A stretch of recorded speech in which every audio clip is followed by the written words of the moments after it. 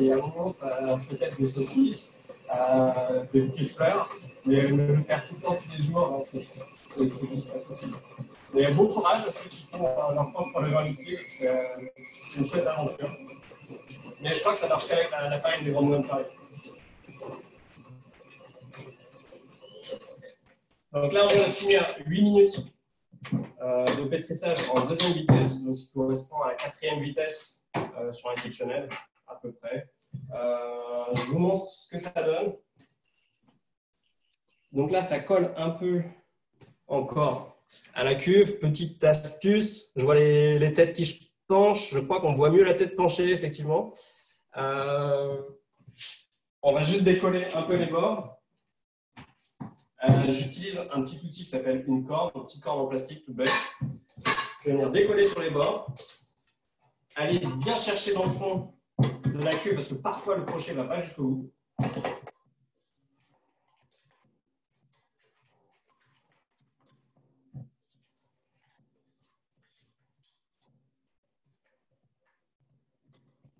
Et vous remarquerez aussi quelque chose qui est très important. Au fur et à mesure, je nettoie mon plan de travail. C'est plutôt important. Pour les questions de sécurité, questions d'hygiène, et au moins on n'a pas tout à faire à la fin. J'en profite aussi pour enlever la patte du crochet.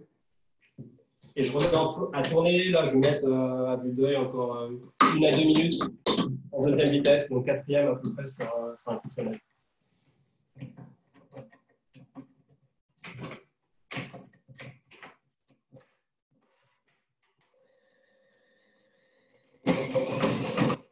Donc là, on a une pâte qui se décolle quasiment complètement de la cuve.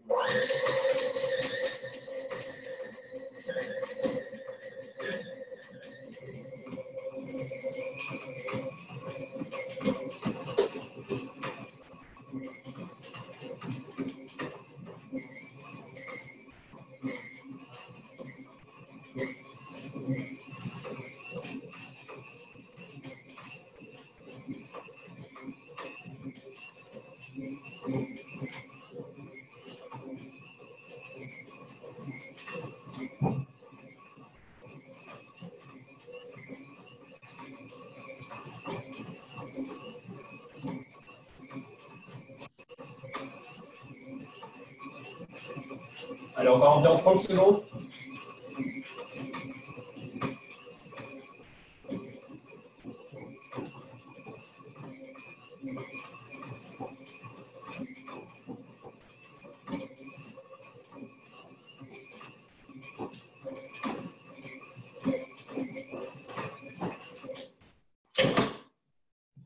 Alors, Mathieu, est-ce que je peux juste… Vincent, pardon. Vincent Mathieu. Est-ce que je peux juste vous interrompre parce qu'en fait, il y en a plein qui sont arrivés en retard et moi, en plus, j'avais oublié d'enregistrer. Il y a quelqu'un qui m'a rappelé parce qui demandait l'enregistrement de l'atelier baguette. Donc, du coup, ça m'a rappelé que je voulais enregistrer celui-ci. D'accord. On refait tout du début, c'est ça, Stéphanie? Non, mais en fait, est-ce que vous pouvez nous redire les ingrédients, vous les avez mis dans quel ordre? Parce qu'il ne fallait pas qu'ils entrent en contact. On a fait un premier mixage. Oui. À une vitesse qui était réduite par rapport à celui-là qui a reprendre dans l'ordre. On a mis 500 g de farine. Alors, si possible, la farine des Grands Moulins de Paris, très important. Gruyot rouge T45. Petite parenthèse d'ailleurs sur tout ce qu'on dit T55, T45, T65. Ça n'a rien à voir avec la qualité de la farine. Ça s'appelle un taux de cendre. Pour faire de la vulgarisation, prenons l'image, on prend 1 kg de farine, on met dans un four pendant 1 heure, ça brûle et au bout d'1 heure, on pèse et on regarde vraiment la cendre qui reste, le taux qui reste. Plus le chiffre est bas, plus la farine est blanche. Ce n'est pas du tout la même utilisation si on fait une tourte vraiment rustique et un croissant. Mais ça n'a pas d'influence sur la qualité elle-même. Ça dépend juste pourquoi on l'utilise. Voilà. Ensuite, donc farine, œuf, on a mis 325 grammes. Une fois de plus, un œuf c'est 50 grammes, 30 grammes de blanc. On a mis du sel, on a mis 9 grammes, parce que là on divise par 2, on est basé sur 500 grammes de farine.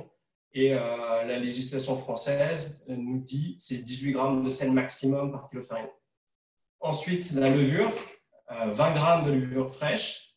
On divise par 2 si on utilise de la levure en poudre, la levure déshydratée. Et ensuite, on a mis 75 grammes de sucre. On ne laisse pas en contact le levure avec le sel et le sucre, puisque le sel et le sucre tuent la levure. Donc ça, c'est vraiment surtout à la pesée. Parce que si on fait la pesée, on mélange tout et qu'on oublie autre chose et qu'on a interrompu, on peut tuer les propriétés de la levure et ça a un gros impact sur la qualité finale du produit. Mais d'ailleurs, souvent dans les recettes, on nous dit de mélanger, de prendre la farine et la levure ensemble. Quand on Ça marche très bien. Ouais. Souvent, on met les produits secs ensemble et on hydrate. Voilà. Ensuite, on a mis à tourner, à pétrir un premier phrasage. C'est vraiment juste mélanger les ingrédients pendant 3-4 minutes. Donc, première vitesse, vraiment très tranquille sur un KitchenAid ou votre standing mixer. Et ensuite, deuxième vitesse, donc qui correspond à la 4e vitesse d'un standing mixer. On a mis 8 minutes et j'ai remis à tourner une petite minute en aidant la pâte à se décoller à l'aide d'une corne. Et là, on est bon pour pouvoir incorporer désormais le beurre. Le beurre est préparé, il est mou à température ambiante. Ce ne sont pas les mêmes propriétés un beurre mou qu'un beurre fondu. Donc, c'est vraiment un beurre mou qu'il nous faut. Si jamais vous avez une petite galère, vous pouvez couper en cubes et mettre 5-10 secondes grand max au micro-ondes. Donc, je vous montre à quoi ça ressemble dans la cube. Donc, ça ressemble à ça, ça se décolle. Ça se décolle directement dans la cube. Voilà, on commence à avoir, je vous montre même, on commence à avoir presque un petit réseau. Voilà. Donc là, on va pouvoir ajouter le beurre.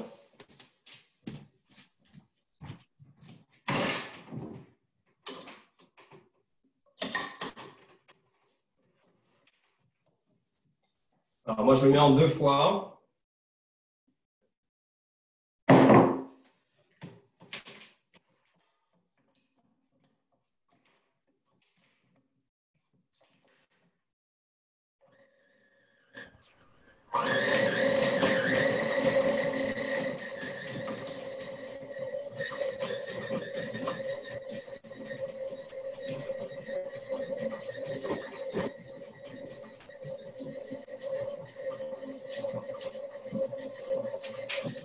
Alors, je vous rassure, parce que là, vous ne voyez pas, ça se passe bien.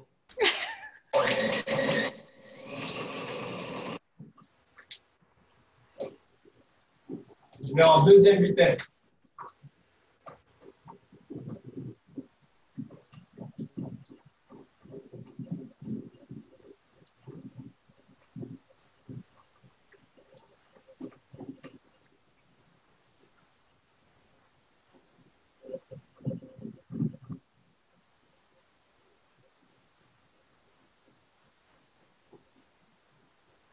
Alors là, dans le chat, il y a Florence qui demande, il y a des marques de levure en poudre qu'on peut trouver sur Amazon. Donc, si les autres dans le chat, vous avez des recommandations, vous pouvez peut-être lui répondre.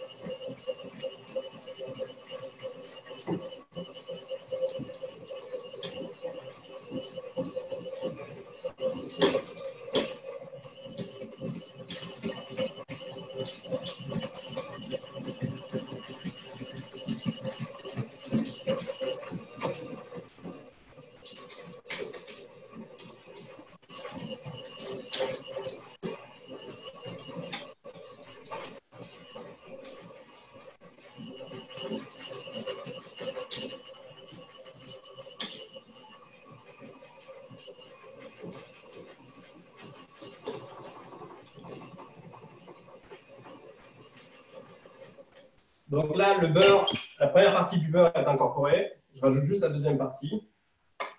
Et là, on va continuer à pétrir en 2e vitesse jusqu'à temps qu'on entende un claquement. Là, c'est vraiment, ça se travaille un peu l'oreille. Donc, visuel au début et sur le chrono, et ensuite vraiment à l'oreille. On entend que c'est un claquement, que la pâte claque contre la cuve, ça veut dire qu'on est bon.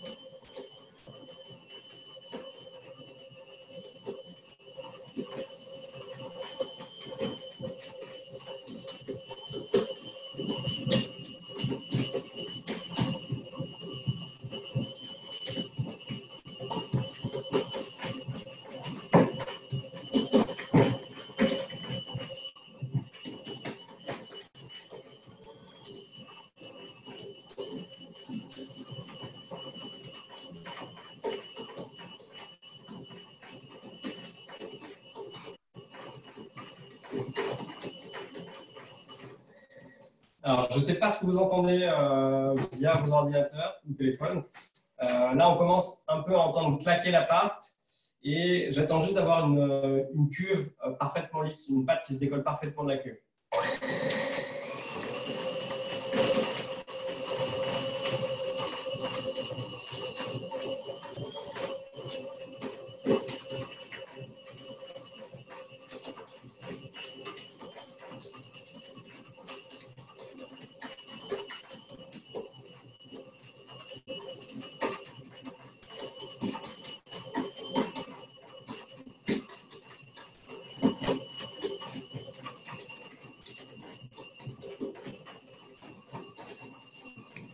Alors, Cécile qui posait la question sur les œufs et le beurre. En fait, on nous a donné une recette hier que j'ai partagée sur ma manteau d'ici. Et il s'agit en fait du poids de l'œuf, un œuf pesant 50 grammes. Et là, on a dû en mettre 7, je suppose. Il me semble que c'était 300 et des poussières, le poids des œufs. Et pour le beurre, j'ai pas la proportion en tête.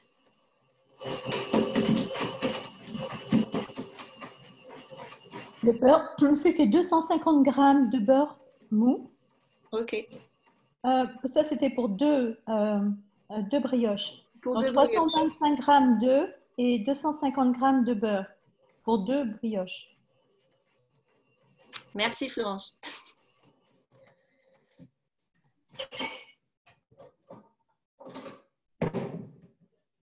Alors là, on est bon. Je ne sais pas si vous avez entendu claquer via le téléphone ou l'ordinateur. On a une pâte qui s'est vraiment détachée de la cuve. Et si je vous prends un petit bout, on a vraiment un réseau. Je vous montre ça.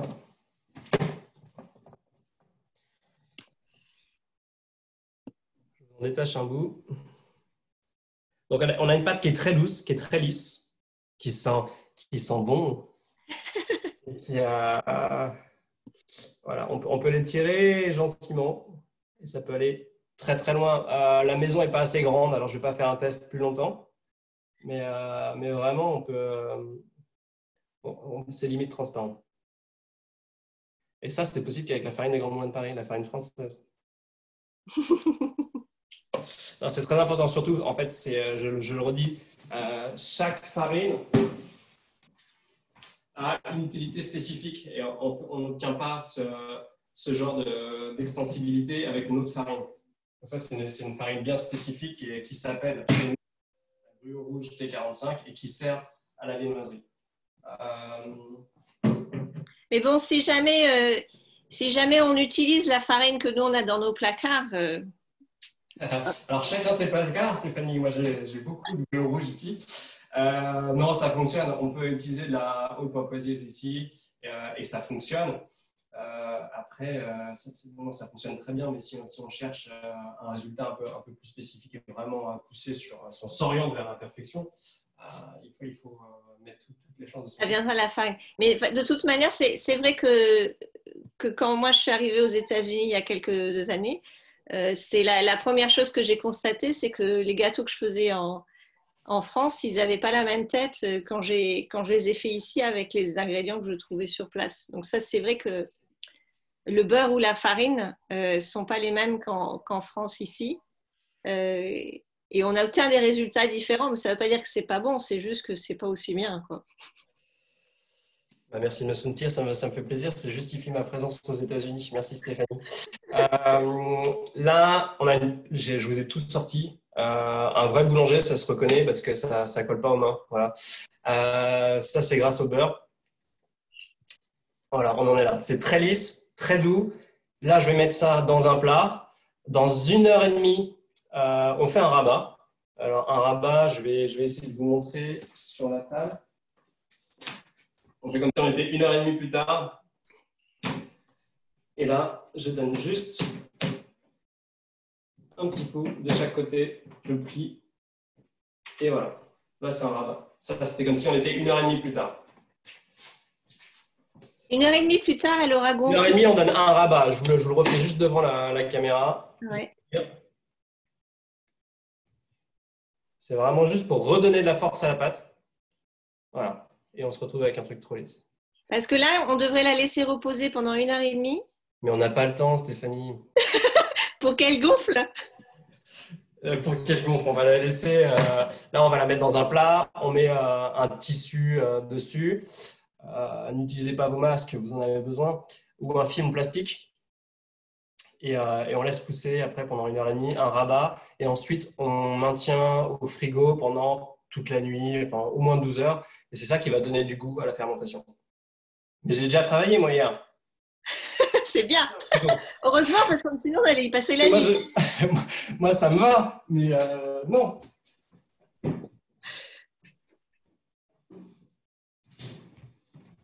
Et pendant l'heure et demie, c'est en température ambiante ou c'est dans le réfrigérateur? Alors, pendant 1 heure et demie à température ambiante, voilà, c'est juste 1 heure et demie, un rabat, on remet dans un batch, dans un récipient, et on garde au frigo, et on recouvre d'un film plastique ou d'un tissu pour éviter qu'il y ait une croûte qui se forme sur le dessus de la pâte.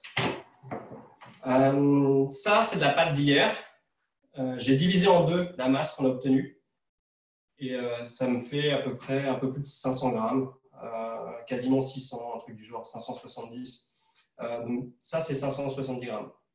C'est déjà poussé, c'est déjà fermenté. Et ce qu'on va faire, c'est à l'aide d'un rouleau, on va ce qu'on appelle abaisser la pâte. Et on va en faire quelque chose de très fin. On va descendre aux alentours de 3 mm environ. C'est à vue d'œil à la maison, bien sûr. Et je vous montre ce que ça fait. J'ai déjà travaillé, j'ai déjà fait. Et on peut peut-être en profiter pour regarder ce qui se passe à l'intérieur d'une brioche qui est fermentée. Voilà, là, ça a déjà fermenté à l'intérieur. Voilà, désolé, j'ai deux métiers. Je suis sur Instagram et ici. Voilà, à l'intérieur. D'accord. Et ça sent très bon, en fait. Oui, voilà. okay. Donc, c'est une belle couleur de beurre. Et ça dépend de la qualité de vos ingrédients aussi.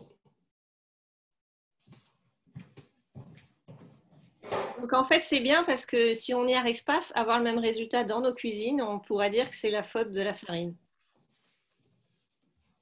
Ah, ça, c'est le meilleur argument, c'est la faute de la farine, bien sûr. Bien sûr, il ne faut pas se gêner. Hein. Alors, là, c'est la pâte abaissée. Là, j'ai déjà abaissé la pâte. Une fois qu'on l'a abaissée, ce que je conseille, c'est vraiment de la remettre ensuite au frigo pour que ça soit rigide. Et ensemble, on va faire le filling, le chocolate filling. Alors, je vais peser en même temps que vous. Là, j'ai besoin de nettoyer ma cuve. Je le fais.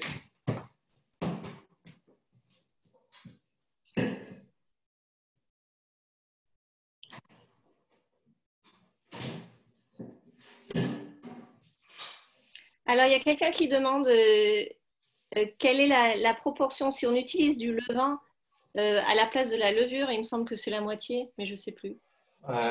Voire moins. Parfois, enfin, suivant le temps de fermentation, on n'a même pas besoin parfois d'avoir de levure.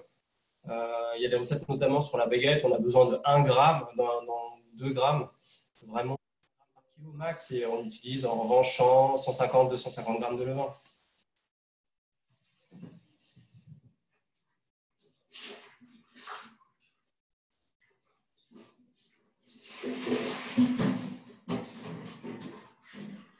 Ah, alors il y a quelqu'un qui est en train de partager son écran et du coup on ne voit plus la caméra. Est-ce que Véronique Gendre, voilà, merci.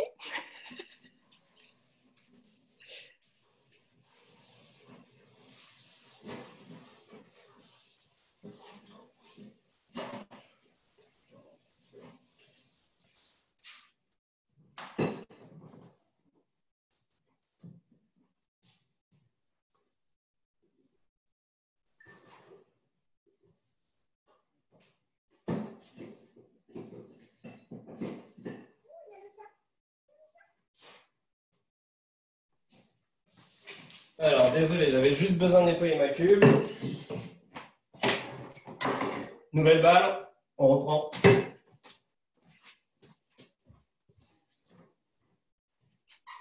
Donc là, c'est pour faire le filling, je ne sais pas comment on dit en français. Le fourrage au chocolat, au cacao.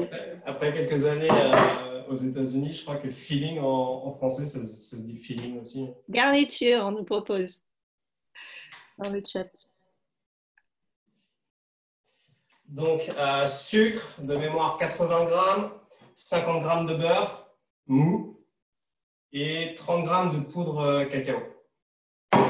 Cacao amer, alors ça se trouve partout, il n'y a pas de souci. Soit fouet, soit feuille, ça marche.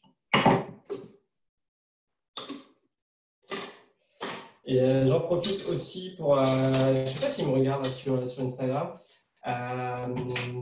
pour remercier mon ami Quentin Bastien-Thierry, qui a travaillé avec moi en tant qu'il était boulanger chez Fresh Baguette pendant des années, qui est retourné à Paris et on a parlé de Babka pendant 2 semaines environ, qui, tout spécialement pour ses recettes, ses conseils. Et lui travaille à Paris maintenant chez Maniche, où il a un poste de responsable en tourerie et en tourrier. Donc merci Quentin.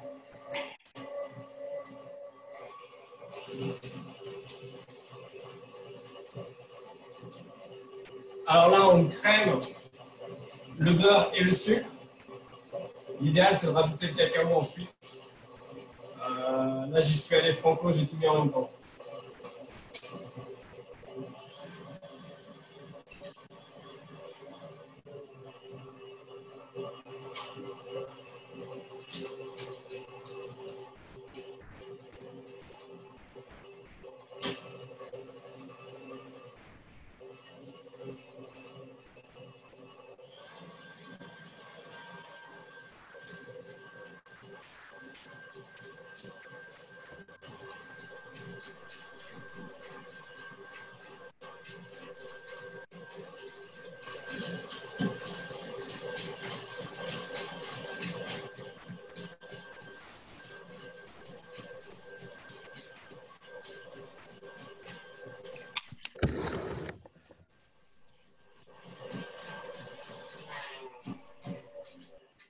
Alors, sur des petites quantités, finalement, le plus difficile à faire, c'est pas la brioche, c'est vraiment le filling.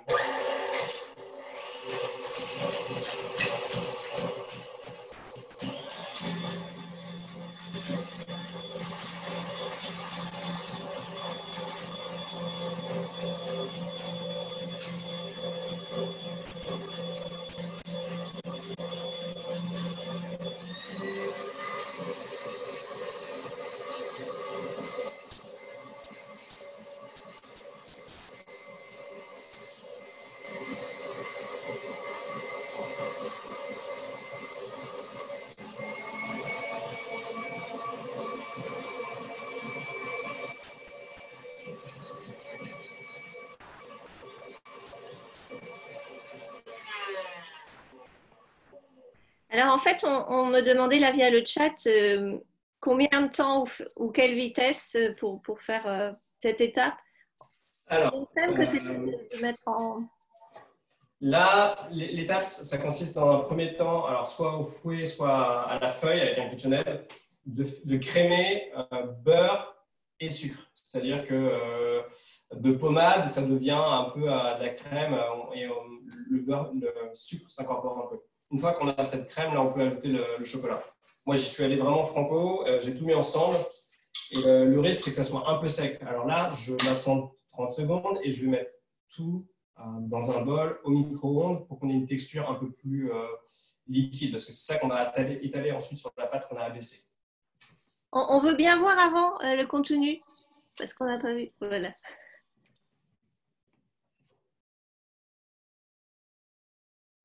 Alors, idéalement, il faudrait que ça soit plus crémé, mais une fois de plus, là, c'est petite quantité. Il faudrait doubler les proportions pour que ça soit facile à crémer, mais là, c'est un peu compliqué. Bon, c'est pas grave, ça marche quand même, on va s'en sortir.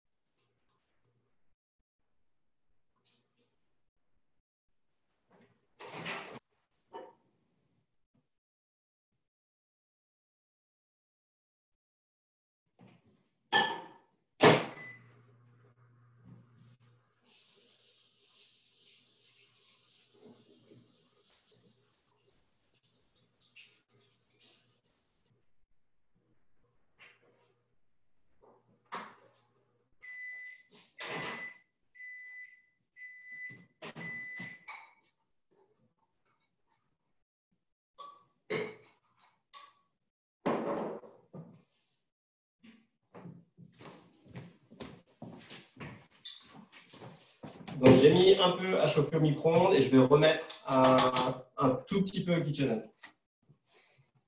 Pour avoir un appareil bien homogène. Donc, en fait, là, la chaleur du micro-ondes va avoir… À jouer sur la texture du beurre et je vais pouvoir plus facilement le crémer.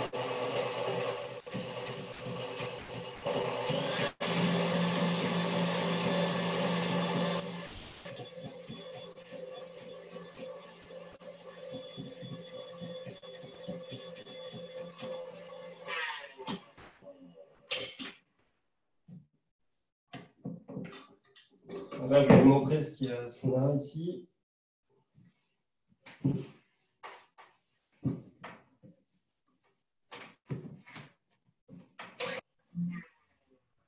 On va juste en nettoyer un tout petit peu selon le travail.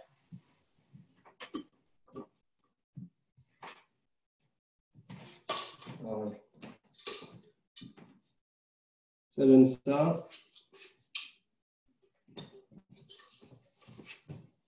Ce sont des petites quantités, une fois de plus. Hein. C'est normal. C'est…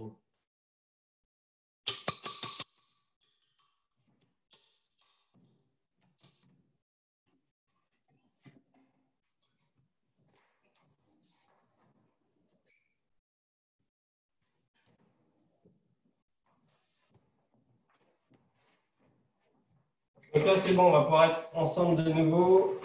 J'ai plus besoin, a priori, de me servir du mixeur. Donc là, j'ai abaissé la pâte. Aux alentours de 3 mm, 4 mm environ. Rectangulaire. Alors, il y a toujours… on va me demander, mais combien de centimètres? Je dirais environ 40 sur 30. Et là, je vais juste étaler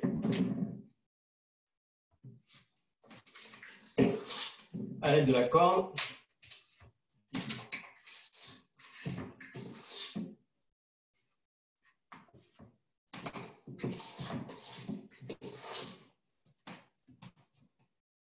Voilà. Le but, c'est de ne rien laisser à la fin, sinon, ce n'est pas la peine de peser les ingrédients. Alors, est-ce qu'on pourrait en fait juste faire une brioche nature? En théorie, oui, je suppose. Alors, bien sûr, on peut faire une brioche nature. Il suffit de pas la faux au chocolat. Ça me paraît logique.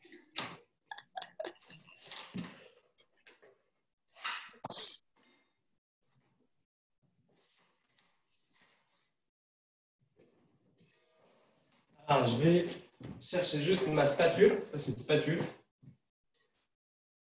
Et on va égaliser sur l'ensemble de la brioche.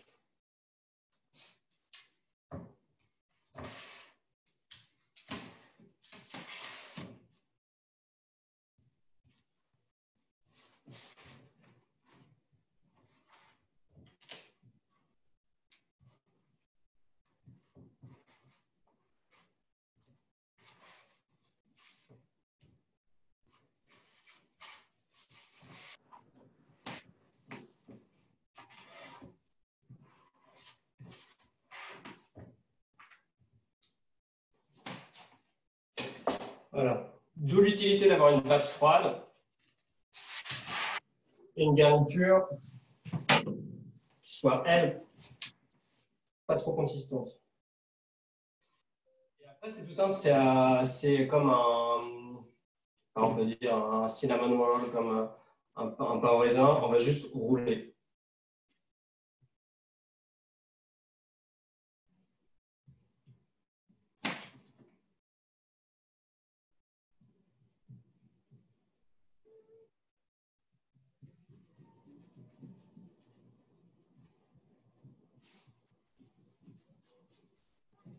Est-ce que vous voyez bien ce que je fais ou pas là? C'est comme un gâteau roulé en fait. Oui.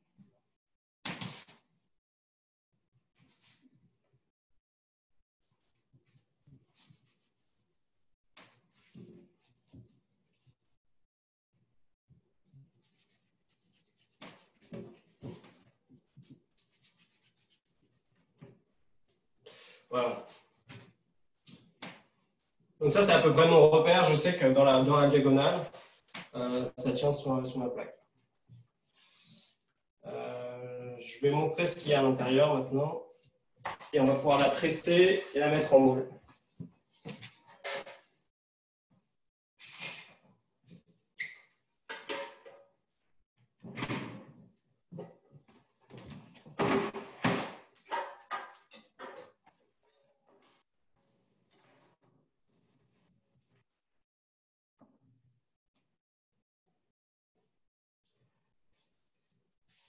Donc j'enlève, je vais ébarber les côtés qui ne servent pas à grand chose parce qu'ils ne sont pas réguliers.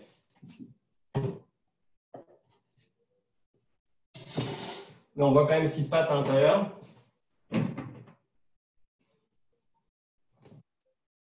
Voilà, du coup on a ça à l'intérieur. Une fois de plus, ce qui est important à ce niveau-là, c'est d'avoir une pâte bien froide. Parce que c'est un gros impact sur la température du beurre et donc sa plasticité.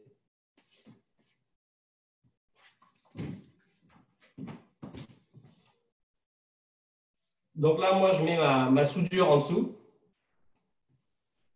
C'est facile à travailler. Et je vais juste couper dans le sens de la longueur.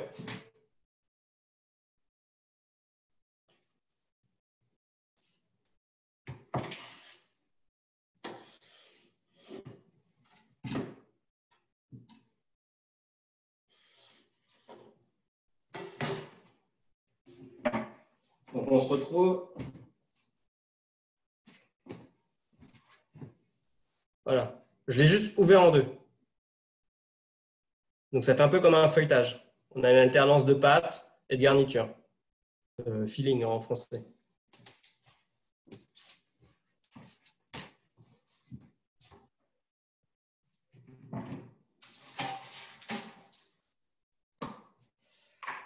J'utilise juste un petit peu de spray, graisse en spray, ça il y en a vraiment partout.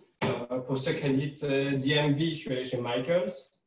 Juste un coup de spray dans le fond d'un moule. Combien fait le moule? 5 x 9 inches. Un petit coup de spray rapide. Et là, on va juste tresser. En plus, c'est une tresse assez facile puisque il n'y a que 2 branches. Et on essaie de garder la partie feuilletée sur le haut.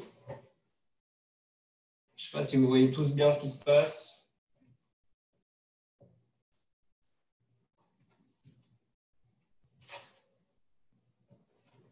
Alors moi, c'est très simple parce que j'ai 2 petites filles. Donc, c'est très facile de faire des tresses maintenant.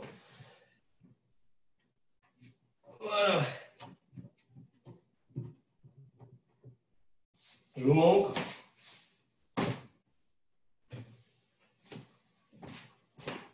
Voilà. Et on essaie de bien garder la partie feuilletée, enfin les different layers sur le top. Voilà. On essaie de, je le redis sur Insta, on essaie de garder des layers sur le top.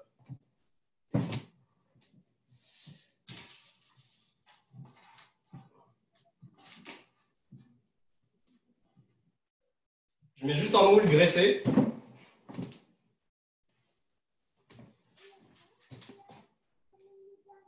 Voilà ce que ça donne. La recette est calculée pile pour 2 babkas, comme ça. Je ne peux pas faire juste pour une babka, parce que sinon, avec un standing mixer, ça ne passe pas. Donc là, l'essentiel du travail est fait. On va laisser reposer et monter la pâte. On va laisser pousser. Moi, ce que je fais, c'est que je mets dans le four. Et sous ma grille, je mets un récipient, un bol, et je remplis d'eau bouillante. Et je verse de temps en temps de l'eau bouillante pour que ça garde une température constante dans le four et avec une certaine humidité. L'idéal, c'est aux alentours de 24-25 degrés, porte fermée. Selon les fours, il y en a qui le font aussi en mode pouce, comme ça.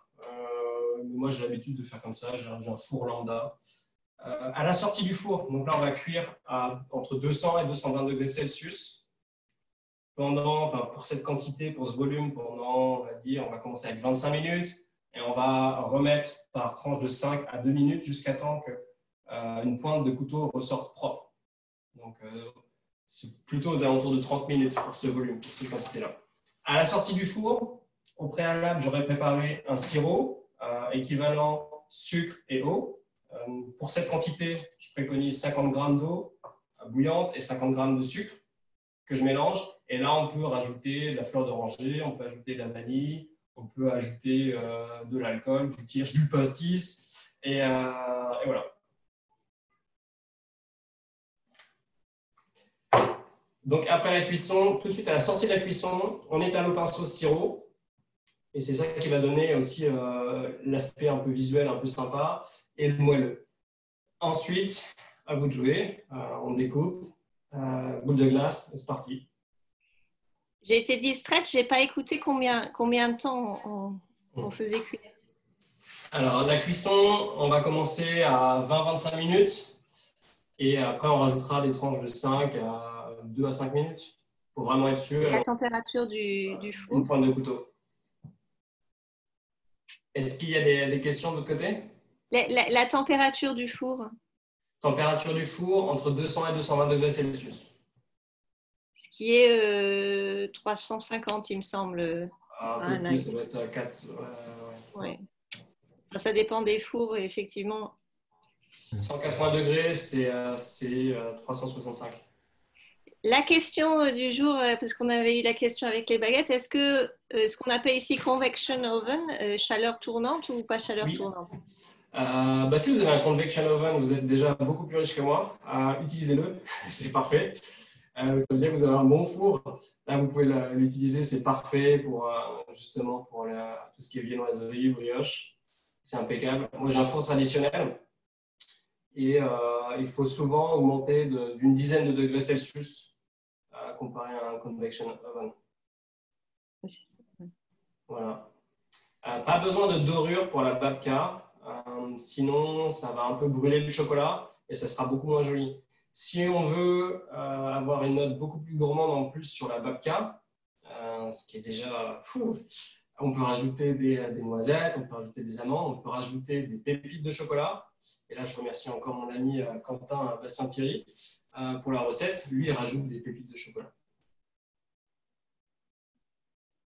Est-ce que vous avez des questions sur cette partie-là? Eh bien, Comme vous aviez travaillé, vous n'en avez pas fait une cuire. Non, il aurait fallu que je commence. Il y a 3 jours.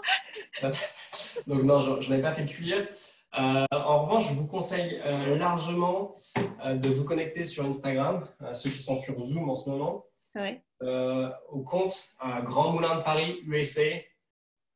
Alors là, vous avez tout ce qu'on fait sur le territoire américain lors des démonstrations et aussi en ce moment à la maison, parce que restez chez vous. Pour ma part, les démonstrations sont reportées, que ce soit Canada, États-Unis. Ça va reprendre, mais vous pouvez regarder les photos sur Grand Moulin de Paris USA et aussi, si vous voulez, c'est un autre style sur mon compte plus personnel, Vincent The Baker, Vincent tiré-du-bas, The tiré-du-bas, Baker, Vincent The Baker et Grand Moulin de Paris USA. 2 salles, 2 ambiances. Ok. Et donc, en fait, on peut soit faire cuire la brioche telle qu'elle, ou alors, après l'avoir fait cuire, rajouter un sirop dessus. Alors, si vous voulez faire juste de la brioche, vous gardez la même recette, qui est celle-ci, est vraiment une recette de base. Il n'y a pas d'erreur avec celle-ci. Kangong, elle est très bien. Si vous voulez la faire nature, en revanche, il faut faire un poids de pièces différents et il faut donner une forme, il faut façonner vos brioches avant la pousse. Si vous voulez faire une brioche tête, bien évidemment, faites la tête. Si vous voulez les faire en baguette, style un peu plus allongé, pareil, façonnez-les et ainsi de suite. Mais oui, c'est jouable de faire une brioche toute bête entre guillemets. C'est un métier, ça reste un métier. Il y a quelqu'un qui demandait à nouveau quelle était la quantité de levain qu'il fallait mettre dans… Si on faisait tout au levain, si on faisait tout le vin, je ne sais pas, je peux vous trouver une recette adaptée. Je peux vous trouver une recette adaptée et vous la faire suivre, Stéphanie. Ok.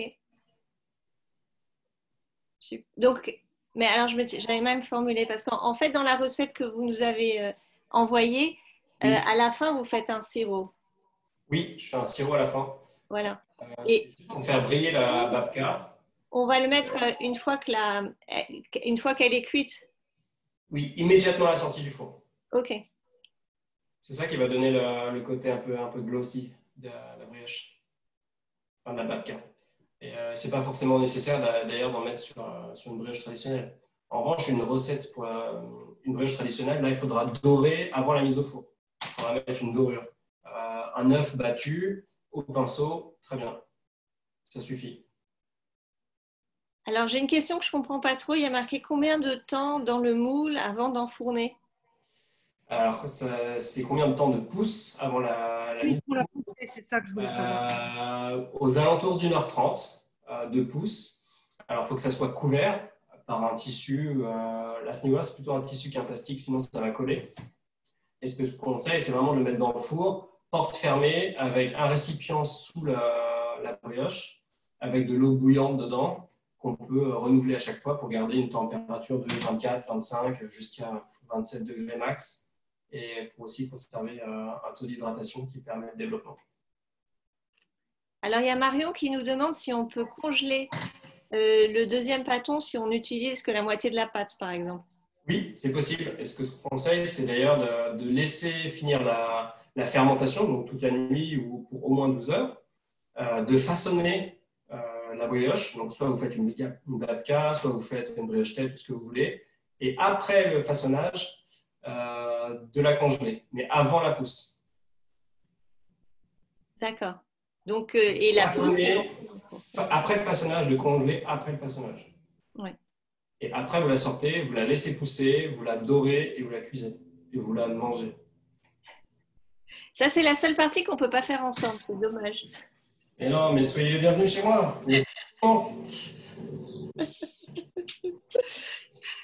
Ok. Est-ce qu'il y a d'autres questions?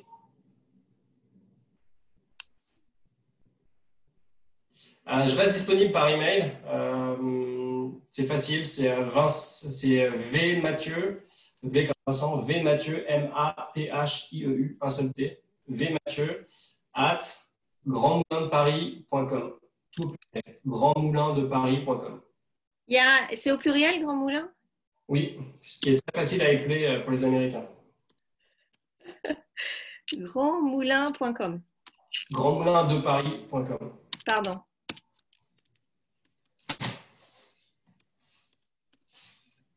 Je l'ai mis dans le chat. Et n'oubliez pas aussi d'aller sur Insta et d'ajouter Grand Moulin de Paris USA, parce que ça me concerne directement. Et si vous voulez, le mien, Vincent the Baker, avec des tirets du dessous entre tout. Merci beaucoup, Vincent. Merci à tous. J'espère que ça vous a plu. Si ça vous a fait plaisir, s'il y a besoin, moi je serais ravi de recommencer une prochaine fois. Maintenant que je sais n'hésitez pas. Et n'hésitez pas à proposer des recettes. On peut travailler dessus. Ok, super. Et peut-être faire des croissants, non? C'est jouable, c'est très technique. Mais allez voir sur les comptes justement Instagram, il y a des recettes de croissants maison. Et c'est jouable, ça s'organise. Il faut vraiment s'y prendre à l'avance, mais c'est possible. Ok, super. Merci. Donc, on reprendra rendez-vous alors.